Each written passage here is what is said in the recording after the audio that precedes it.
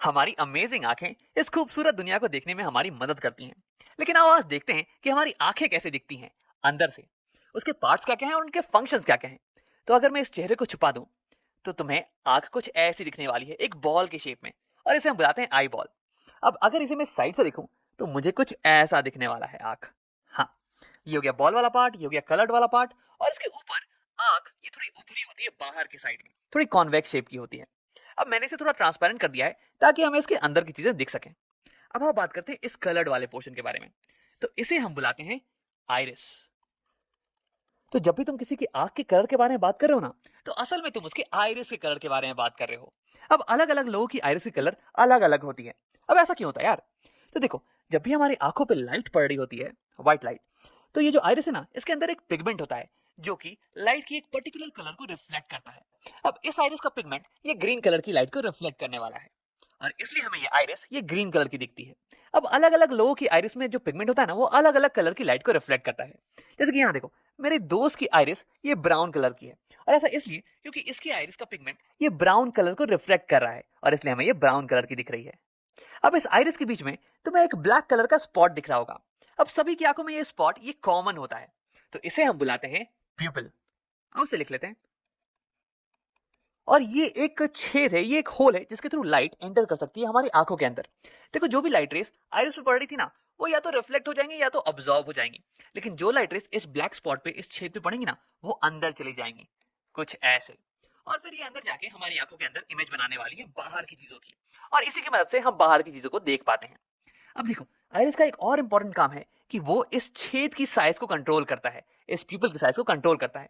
देखो, जब बाहर दिन का टाइम हो रहा हो, दोपहर का टाइम मान लो, तो बहुत रोशनी होने वाली है, तो उस टाइम बहुत ही लाइट रेस तुम्हारी आंखों के ऊपर पड़ने वाले हैं।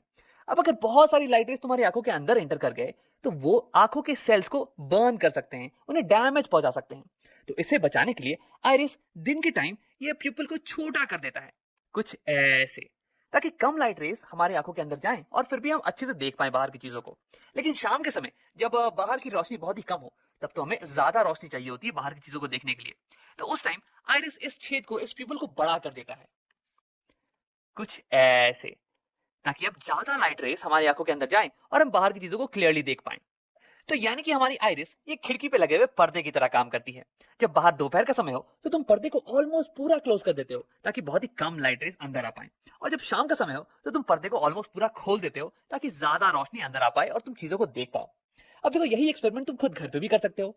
एक डार्क रूम में जाना और फिर शीशे के सामने खड़े होकर अपने प्यूपल को देखना। देखो, इस समय तुम्हारी प्यूपल ये बहुत ही बड़ी होगी, लेकिन जैसे ही तुम लाइट को ऑन करोगे ना, तो वैसे ही तुम्हारी प्यूपल ये छोटी होती चली जाएगी। अब आओ बात करते हैं आई के कुछ और पार्ट्स के बारे में। उसके लिए मैं इस आइरिस को यहाँ पे छुपा देता हूँ। मैंने यहाँ पे आइरिस का क्रॉस सेक्शन बना दिया है। ये ग्रीन वाला पार्ट ये हो गया आइरिस, और ये बीच में जो होल है ये हो गया प्यूपिल। लाइट इसके थ्रू एंटर करेगी और फिर ये मिलने वाली है इस कॉन्वेक्स शेप के लेंस से। ये हो गया हमारी आंखों का लेंस, आई लेंस। देखो, इसका काम है कि इनकमिंग लाइट रेस को फोकस कर देता है इस पीछे वाली सरफेस पे, और फिर यहाँ पे एक क्लियर इमेज बन जाती है। अब देखो, ये बल्ज्ड पोर्शन है, उभरा हुआ पोर्शन, इसे हम बुलाते हैं कॉर्निया। इसे हम बुलाते हैं कॉर्निया। लाइट रे जब हमारी आंखों में पड़ती हैं तो सबसे पहले ये कॉर्निया से ही मिलती हैं, उसके बाद ही अंदर जाती हैं। अब देखो, कॉर्निया और लेंस के बीच का पोर्शन ये भरा हुआ होता है वाटर से। वैसे 99.9% वाटर होता है, 0.1% कुछ विटामिन और प्रोटीन्स वगैरह होते हैं, और इस पोर्शन को हम बुलाते हैं aqueous humour. Aqueous humour, aqueous का मतलब हो गया वाटरी, क्योंकि ये मैक्सिमम वाटर का ही तो बना हुआ है। अब देखो, कॉर्निया और ये लेंस ये दोनों ही कॉन्वेक्स शेप की हैं, तो ये दोनों मिलके हमारी आंखों की कन्वर्जिंग लेंस सिस्टम बनाती हैं। ये दोनों मिलके इनकमिंग रेज को कन्वर्ज करती हैं ताकि कि एक शार्प इमेज हमें इस पीछे वाले सरफेस पे मिल जाए। अब देखो, मैक्सिमम रिफ्रैक्शन ये कॉर्निया पे ही होता है, क्योंकि जो लाइट रेज एंटर कर रही है ना, वो एयर से आ रही है, और फिर कॉर्निया के बाद में वाटर का सिस्टम। तो यानी कि यहाँ पे maximum change in refractive index होता है, और इसलिए लाइट की मैक्सिमम बेंडिंग ये कॉर्निया के ऊपर ही होती है। उसके बाद लाइट रेज पीपल के थ्रू लेंस पे हिट करती हैं। अब लेंस जो है ना, ये हल्का एडजस्टमेंट प्रोवाइड करता है इन लाइट रेस को, ताकि ये लाइट रेस कंप्लीटली फोकस हो जाए इस पीछे वाले सरफेस के ऊपर ही, और यहीं पे एक फोकस्ड इमेज हमें मिले। अब देखो, इस पीछे वाले सरफेस को इसे हम बुलाते हैं रेटिना। अब अगर इस रेटिना के ऊपर हमें एक फोकस इमेज मिले ना, तो हम उसे क्लियरली देख पाएंगे, उसे क्लियरली रीड कर पाएंगे। लेकिन अगर एक फोकस इमेज नहीं मिल रही है, तो हमें बाहर की चीजें धुंधली नजर आने वाली हैं। तो यानी कि रेटिना ये एक स्क्रीन की तरह काम करता है, एक पर्दे की तरह, जिसमें कि इमेज बन सके। अब देखो तुम ये सोच रहे होगे कि अगर इस पे इमेज बन जाए तो हम इसे कैसे देख पाते हैं। तो ऐसा इसलिए क्योंकि रेटिना जो है ना, ये लाइट सेंसिटिव सेल से बना हुआ है। यानी कि उस पे अगर इन सेल्स पे अगर लाइट पड़े तो ये सेल्स एक्टिवेट हो जाते हैं, ये लाइट को फिर इलेक्ट्रिकल सिग्नल्स में कन्वर्ट कर देते हैं।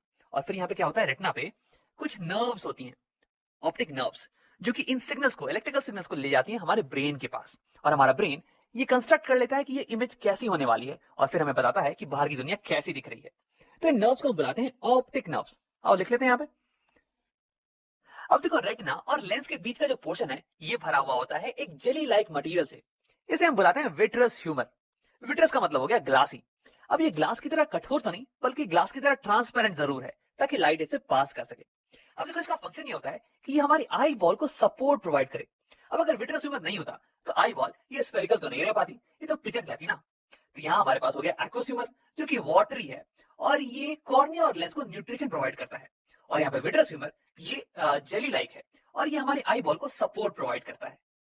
अब हम एक आखिरी चीज के बारे में बात करते हैं, इन फाइबर लाइक मटेरियल्स के बारे में जिन्होंने हमारे लेंस को पकड़ रखा है। इन्हें हम बुलाते हैं सीलरी मसल्स। अब देखो ये सीलरी मसल्स ये हमारे लेंस के शेप को बदल सकती हैं।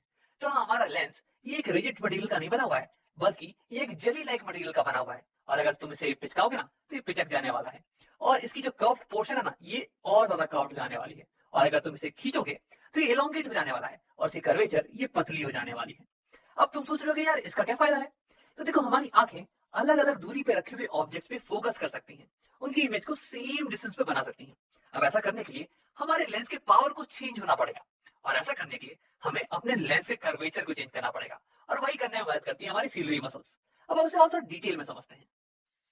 तो हम केवल फोकस करते हैं हमारे लेंस पे। अब मान लो कि तुम किसी दूर रखी हुई ऑब्जेक्ट को देख रहे हो, तो दूर रखा हुआ ऑब्जेक्ट है तो इसलिए उससे जो इनकमिंग रेस होगी ना, इंसिडेंट रेस, ये ऑलमोस्ट पैरेलल होने वाली है।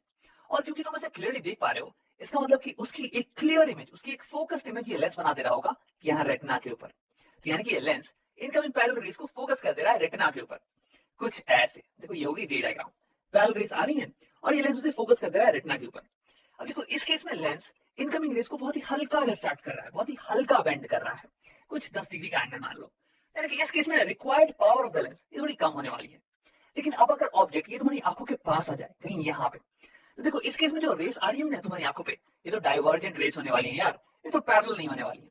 लेकिन देखो अगर अभी भी तुम पास रखी हुई ऑब्जेक्ट को क्लियरली देख पा रहे हो, इसका मतलब इस ऑब्जेक्ट की भी इमेज बिल्कुल यही पे बन रही होगी। तो यानी कि रिफ्रैक्टेड रेस ये तो बिल्कुल ऐसे ही दिखने वाली है। लेकिन इस बार लेंस को इनकमिंग रेस को ज्यादा बेंड करना पड़ेगा, ज्यादा मोड़ना पड़ेगा, ताकि वो यहाँ रेटिना पे फोकस हो पाए। देखो मैं यहाँ पर रे डायग्राम तुम्हें दिखाने वाला हूँ, तुम एक बार अमाउंट ऑफ बेंडिंग पे ही फोकस करना। तो यहाँ तुम देख सकते हो जब ऑब्जेक्ट पास में आ गया तो ये इंसिडेंट रेस ये डाइवर्जेंट थी और ये ऐसे चली जाती, लेकिन हमारे लेंस ने अब इन इनकमिंग रेस को इतना बेंड कर दिया है, ऑलमोस्ट 45 डिग्री से बेंड कर दिया है, ताकि ये यहाँ रेटिना पर फोकस हो पाए। तो यानी कि जब ऑब्जेक्ट पास में होता है तो लेंस को ज्यादा बेंड करने की जरूरत पड़ती है, यानी कि ज्यादा पावर रिक्वायर्ड है लेंस की। लेकिन जब ऑब्जेक्ट दूर रखा हो तो हमें लो पावर रिक्वायर्ड होती है, लो बेंडिंग रिक्वायर्ड होती है। तो देखो कैसे अलग अलग दूरी पे रखे हुए ऑब्जेक्ट पे फोकस करने के लिए हमें अलग अलग पावर की लेंस की रिक्वायरमेंट होती है। अब देखो यार हमारी आंखों में लेंस तो एक ही है, हम लेंस को बदल नहीं सकते हैं। तो हम क्या करते हैं कि लेंस के कर्वेचर को बदल देते हैं, इसे पतला और मोटा करते हैं डिपेंडिंग ऑन किस चीज पे हम फोकस कर रहे हैं। अगर हम किसी दूर चीज पे फोकस कर रहे होते हैं तो हमें कम पावर की लेंस चाहिए होती है, जो कि लाइट रेस को कम बेंड करे। तो उसके लिए हमारी सीलरी मसल्स ये रिलैक्स हो जाती है, ये हमारे लेंस को इलोंगेट कर देती है, ताकि इसकी कर्वेचर ये कम हो जाए और ये लाइट रेस को कम बेंड करे, इसकी पावर कम हो जाए। लेकिन जब हम पास की चीजों पर फोकस कर रहे होते हैं तो उस केस में हमें एक हाई पावर की लेंस की जरूरत होती है, ताकि हम इन डाइवर्जेंट रेस को ज्यादा बेंड कर पाए। तो उस केस में हमारी सीलरी मसल्स ये लेंस को पिचका देती है, ताकि इसका कर्वेचर ये बड़ा हो जाए और उसके बाद ये ज्यादा बेंड करने लगे, इसकी पावर बढ़ जाए। तो ऐसे सीलरी मसल हमारे आई लेंस का शेप को चेंज कर सकती है, इसके पावर को चेंज कर सकती है। तो सीलरी मसल के इसी पावर को हम बोलते हैं पावर ऑफ अकोमोडेशन। तो देखो हमारे कुछ वीडियोस में हम इसके बारे में डिटेल में बात करने वाले हैं। तो अगर ये तुम्हें समझ में नहीं आया ना तो घबराने की कोई बात नहीं है। आओ वीडियो को यहीं पे खत्म करते हैं और इसे समराइज कर लेते हैं। तो इस वीडियो में हमने आई की अलग अलग पार्ट्स और उनके फंक्शंस के बारे में पढ़ा। सबसे पहले लाइट जब हमारी आंखों पर पड़ती है तो वो टच करती है कॉर्निया को।